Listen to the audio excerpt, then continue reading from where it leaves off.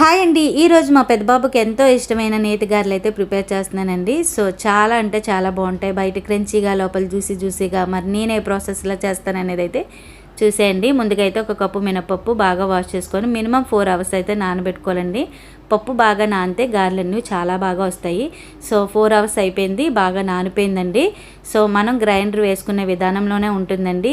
గారెలు వేయడం రాలేని వాళ్ళు కూడా ఈజీ ప్రాసెస్లో వేసుకోవచ్చు. సో అందులో ముందుగానే సాల్ట్ యాడ్ చేసి కొంచెం వాటర్ అనేది యాడ్ చేశాను. అది నలుగుతూ ఉండగా పాకం అయితే రెడీ చేసుకున్నానండి. ఒక కప్పు బెల్లం వేసుకొని అందులో కొంచెం వాటర్ అనేది యాడ్ చేశాను.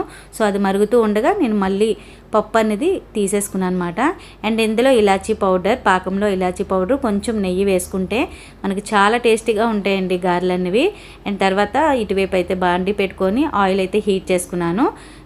పాల కవర్ తీసుకొని గారెలు వేయడం రాలేని వాళ్ళు పాల కవర్ మీద వేసుకుంటే బాగా వచ్చేస్తాయండి. చేతికి తడి చేసుకొని గారెలన్నీ వేసుకొని 2 వైపులు బ్రౌన్గా వచ్చే వరకు ఫ్రై చేసుకోవడమే. తర్వాత నేతిలో వేసుకొని ఒక్కొక్కటి వేడివేడిగా ఉన్నప్పుడే వేసేసుకోవాలండి. అప్పుడే మనకి తేనె అనేది బాగా పడుతుందన్నమాట. అండ్ మొత్తం అన్నీ ఇలా చేసుకున్నాను. చాలా టేస్టీగా ఉంటాయి. డెఫినెట్గా ట్రై చేయండి. వీడియో నచ్చితే లైక్ చేయండి. అలానే సబ్స్క్రైబ్ చేసుకొని సపోర్ట్ చేయండి. బాయ్ అండి.